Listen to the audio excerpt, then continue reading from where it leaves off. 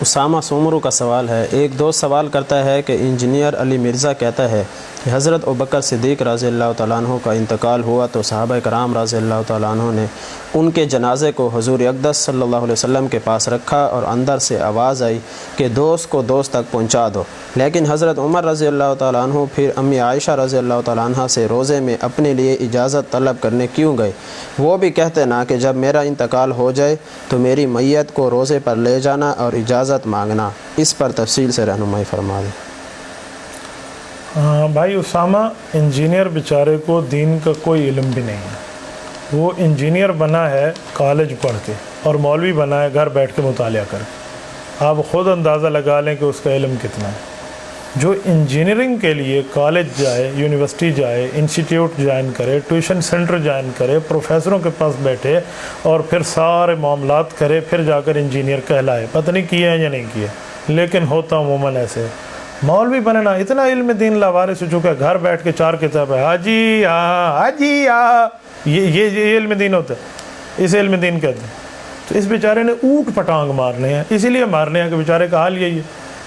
جب ہم نے ان کو چیلنج کیا کہ ہمارے ساتھ بیٹھیں، جی سستی شہرت حاصل کرنے کے لیے بات کر رہے ہیں، یہ سستی شہرت ہے، دنیا میری گفتگو کو دیکھ رہی ہے۔ انجینئر کا کلپ دیکھیں اور یوٹیوب پہ ہمارے کلپ دیکھیں، انجینئر کے ویڈیوز فیس بک پہ دیکھیں اور ہماری دیکھیں۔ سوشل میڈیا ہمیں کب سے جانتے ہیں، اسے کب سے جانتا ہے سوشل میڈیا؟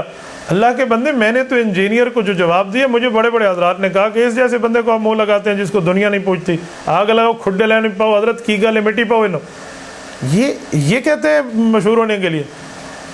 میں بعض اوقات حیران ہو جاتا ہوں کہ بیچاروں کا علم کیا ہے۔ یہ جو اوٹ پٹانگ مار رہا ہے نا کہ حضرت ابوبکر نے حضور سے اجازت مانگی، حضرت عمر نے حضرت عائشہ سے کیوں مانگی، بے وقوف کو کوئی بات سمجھ آتی نا تو مسئلہ بن جاتا۔ روضہ اقدس جس میں رسول اللہ صلی اللہ علیہ وآلہ وسلم کی قبر مبارک موجود ہے، اس قبر مبارک کے مالک، اس روضہ کے مالک رسول اقدس صلی اللہ علیہ وآلہ وسلم تھے، جو انہوں نے حضرت عائشہ کو دے دیا تھا۔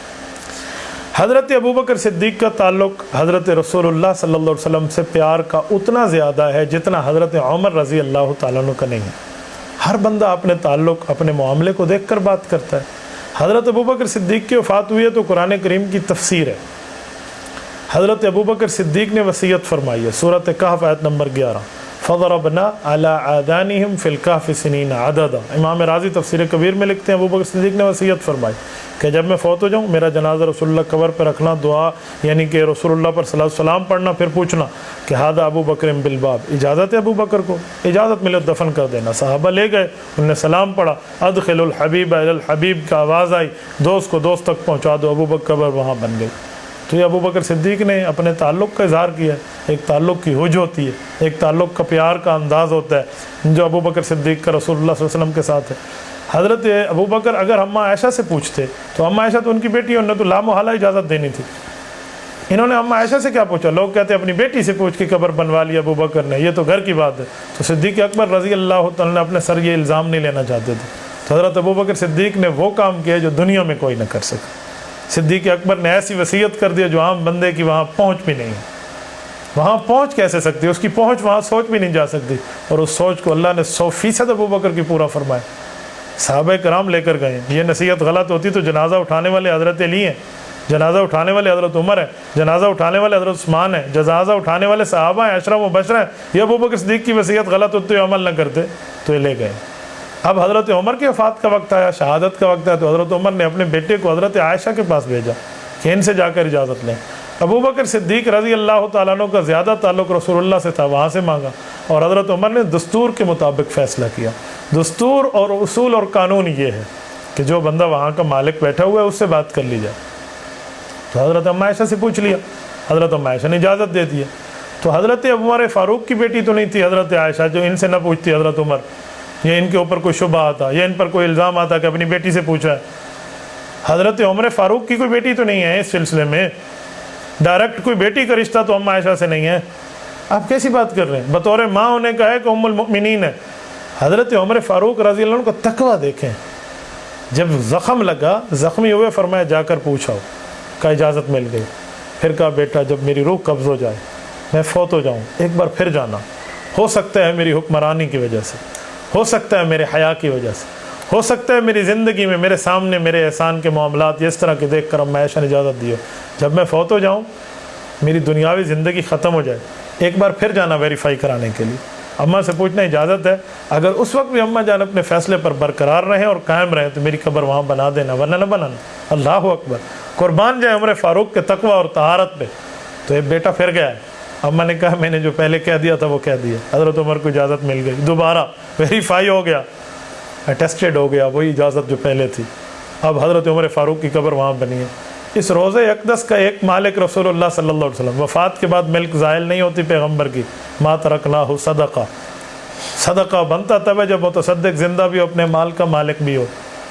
حضرت رسول اللہ صلی اللہ علیہ وسلم کے قرب میں جگہ مانگنے پر ابو بکر صدیق نے حضور سے مانگی، حضرت عائشہ رضی اللہ عنہا زندہ سلامت موجود اپنے مال کی مالکہ، حضرت عمر نے اجازت ان سے مانگی، ایک اجازت خامد سے مانگ رہا، ایک اجازت بیوی سے مانگ رہا، دونوں گھر کی بات ہے، خامد اجازت دے دے تب بھی اجازت، بیوی اجازت دے دے تب بھی اجازت۔ انجینئر اللہ نے تجھے عقل دی ہوتی تو سمجھ جاتا، انجینئر اللہ نے تجھے فہم و فراست دیا ہوتا تو سمجھ جاتا۔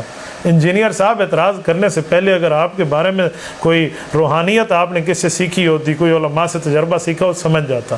جی وہ تو بخاری مسلم سے نیچے بات نہیں کرتا، میں نے کہا بخاری مسلم تو بعد میں ہے، یہ تو قرآن کریم کی تفسیر ہے جسے مرزا جھٹلا رہا ہے۔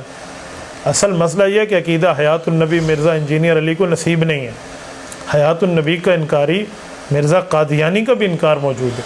مرزا قادیانی جو قادیانی مذہب کا بانی ہے وہ مرزائی ہے، آپ اس کی جلد نمبر 21 اور جلد نمبر 15 اٹھا لیں روحانی خزائن کی، آپ دیکھ لیں آپ کو سمجھ آ جائے گا۔ اور یہ انجینئر صاحب قادیانی تو نہیں ہے نا، لیکن مرزا صاحب تو ہے نا، مرزا انجینئر علی، اس مرزے نے عقیدہ حیات النبی نہیں ماننا، اس نے کہاں سے کہاں معاملہ پہنچا دینا۔ لوگ کہتے ہیں جی آپ ویسی بات کرتے ہیں، جی ویسی بات کرتے ہیں، جی ایسی بات۔ مرزا کے فالوورز اب مجھے بتائیں، جو تشریح میں نے آپ کی خدمت میں رکھی ہے اس پہ کون سے اعتراض آتا ہے؟ مسلک کے قول سے نکلو، بابا ہم کون سے قولوں کی بات کر رہے ہیں؟ ہم حقیقت میں سمجھائے دیتے ہیں، اور چہرے بتاتے ہیں مسئلہ ہوتا کیا ہے۔ یقین مانے نسب دانی اپنی جگہ، ہاتھ کی لکیروں کا معاملہ اپنی جگہ، کردار بتاتا ہے یہ نسب کہاں سے مل رہا ہے۔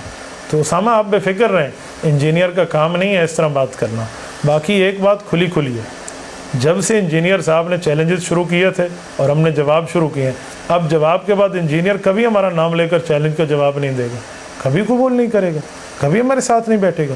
میں نے تو کھلی آفر کیا کہ انجینئر صاحب صرف قرآن پہ بات کرنی ہے تو ہم قرآن کی عربی متن پہ بات کریں گے ترجمے کے ساتھ، تفسیر پہ نہیں جائیں گے۔ آپ کہتے ہیں نہیں تفسیریں بھی مانیں گے تو میں بھی تفسیر پیش کروں گا۔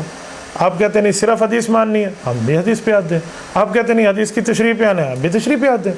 آپ کہتے ہیں نہیں اجماع صحابہ پہ آنا ہے، ہم اجماع صحابہ پہ آتے ہیں۔ آپ کہتے ہیں نہیں لغت عرب پہ آنا ہے، ہم لغت عرب پہ آتے ہیں۔ آپ کہتے ہیں نہیں فقہ پہ آنا ہے، ہم فقہ پہ آتے ہیں۔ آپ کہتے ہیں نہیں باقی سب چھوڑو صرف عقلیات پہ آ کر بات کرتے ہیں، میں اس پہ بھی تیار ہوں۔ آپ بیٹھے تو صحیح، تھوڑا فیس ٹو فیس بیٹھ کے معاملہ طے تو ہونے دینا، ذرا نظر سے نظر آنکھیں چار ہونے دے، بات فائنل ہو جائے گی۔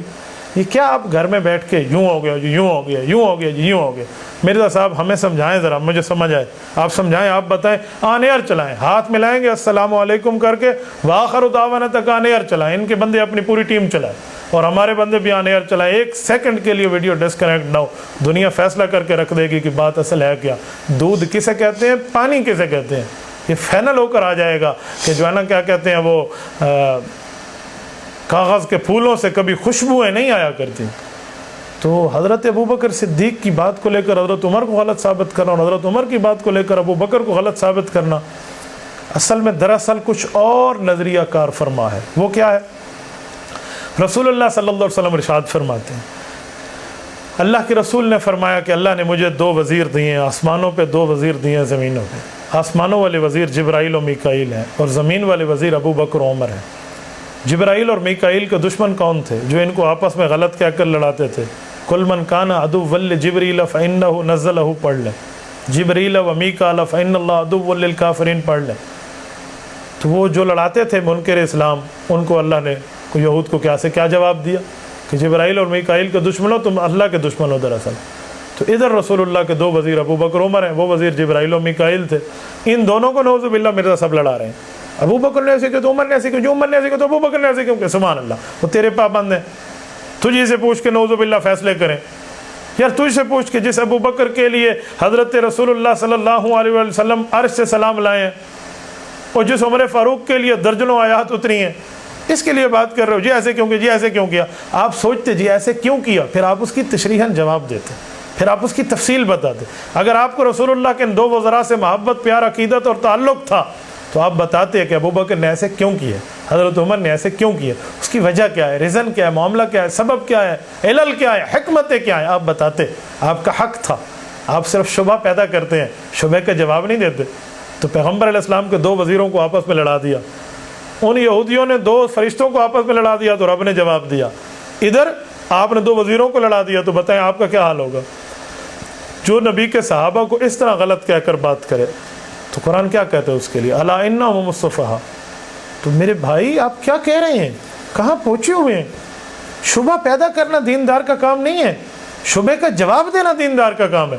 شبہ پیدا شیطان کرتا ہے، شبہات کے جواب اللہ والے دیتے ہیں. وتواصوا بالحق وتواصوا بالصبر. ذرا کبھی تشریح تو دیکھ لیں. آپ نے تشریحیں تو پڑھی نہیں، آپ نے تو لفظوں کے چکر میں پڑھنا ہے، اور وہ بھی 2 4 5 چیزیں پڑھ کے جی ایسے ہو گئے، جی نانا نانا نانا، یہ باتیں ہوتی ہیں، یہ اہل علم کے پوائنٹ ہیں. جی میں تو پھکی دے رہا ہوں، تو پھر بس آپ پھکی دیتے رہیں گے.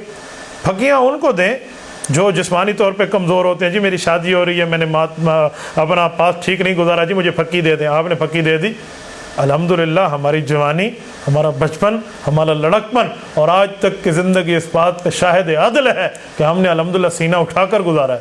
اب ہمارے ساتھ بات کریں ذرا، میں دیکھتا ہوں پھکی لینی کہ دینی نہ پڑ جائے. پھکی تو چھڈو، سوا اس تو وڈا ہوتا ہے.